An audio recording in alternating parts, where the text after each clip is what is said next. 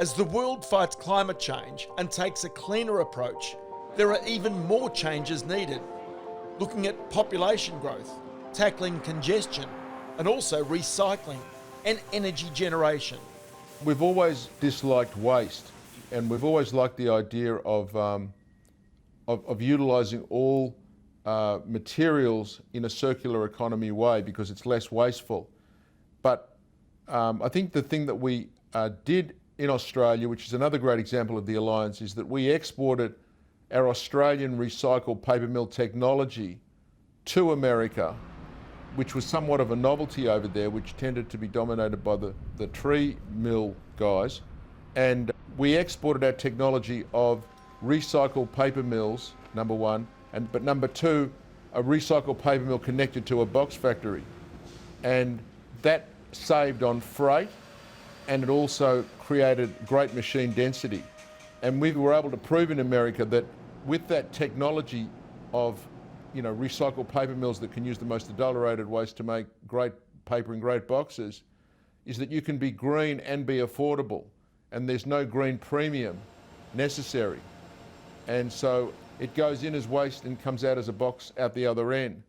And we were able to show in America that recycled boxes perform just as well as boxes made from trees. And so, as well as the fact that you can recycle a recycled box 10 times before it becomes sawdust.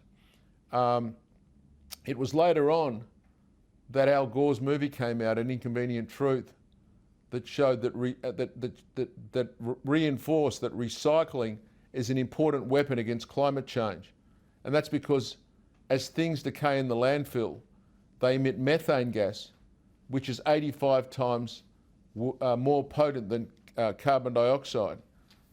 And so by diverting 5 million tonnes a year from landfill, we're able to make a substantial dent in the emission of greenhouse gases. In fact, landfills emit more CO2 emissions, or methane, than all of global aviation.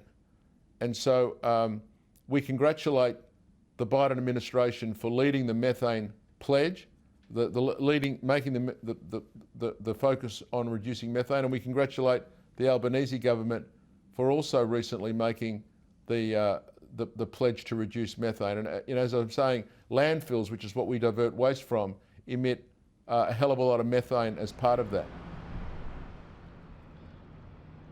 The first major innovation was to bring recycled paper mills at scale to the United States that can make much lighter weight paper that still works in a box and therefore reduce over packaging. That in itself was a major innovation. The second major innovation, which is more of an Australian phenomenon now, is that we've increased and these are 100% recycled paper mills obviously, but the second one is that we're now investing a lot of capital to drive up the recycled percentage of glass bottles from 30% to 70%, which requires a lot of technology. A third example is that we've invested to eliminate styrene, or as Americans say, styrofoam, in packaging and replace it with paper insulation. And a fourth example is that we're now making bubble wrap and stretch film out of 100% recycled plastic. So, getting rid of single-use plastics. So there's some examples where there's major investment leading to major innovations in sustainability and packaging. What's very important is that there's a great opportunity for both America and Australia to bring back manufacturing that had previously gone to other countries and to onshore. There was a lot of offshoring that existed, but now there's going to, for various reasons like COVID and supply chain bottlenecks, there'll be a lot of onshoring. And with that onshoring, things that are manufactured tend to often get put in a box. And so for us, that packaging dimension is a great opportunity. And then of course you've got the fact that, as we said, e-commerce is going to also mean, you used to take your book home from Barnes & Noble in a plastic bag, and now it gets shipped to you by Amazon or Walmart or whoever in a corrugated box. So, these are some of the reasons that we're so confident investing in America and in Australia because of a lot of this onshoring that's going to happen and requiring more packaging that used to be produced in Asia or in Europe that will now be produced in America and Australia. Pratt Industries is proud to operate in both Australia and America, and the value of our investment in America is $15 billion, creating 11,000 well-paying American manufacturing jobs in America, so much so that we're the largest Australian employer in America at an average wage of $100,000 per person. I just made a $7.5 billion pledge to Ambassador Kennedy to invest the $7.5 billion to create 5,000 American jobs. I think the fact that they've sent someone of Ambassador Kennedy standing to Canberra underlines how important the USA sees Australia, and it's a great compliment.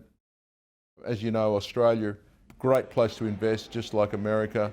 Australia is a much smaller economy than America, so for Australian companies that are looking to invest outside of Australia, in our view, America has the best balance of growth, great growth, but with low sovereign risk. And that is the fundamental core reason why Australian companies looking to expand beyond our shores should look to America to invest. One of the benefits of it being a much bigger market is that you can focus on what may appear to be a narrow niche, like 100% recycled boxes, and build a big business, or 100% electric vehicles and build a big business. Whereas other countries, you wouldn't be able to rely on such a narrow niche, a profitable narrow niche, to justify a big business, but you can do that in America. So in America, once you have cracked the code, steady growth is forever, but you've got to be prepared to take those long-term views. The beauty of Australia is that the people are extremely great productivity. Workers in Australia are fantastic. Australia has very low sovereign risk. It's a very stable market. America has very good energy costs. People have a great work ethic there. And so I think that there are pros in both countries. And I really do think that whether you're, in America starting out in Australia or in Australia starting out in America, it's a matter of taking long-term views and knowing that both countries have the institutions to protect private property, which is becoming an increasing rarity these days.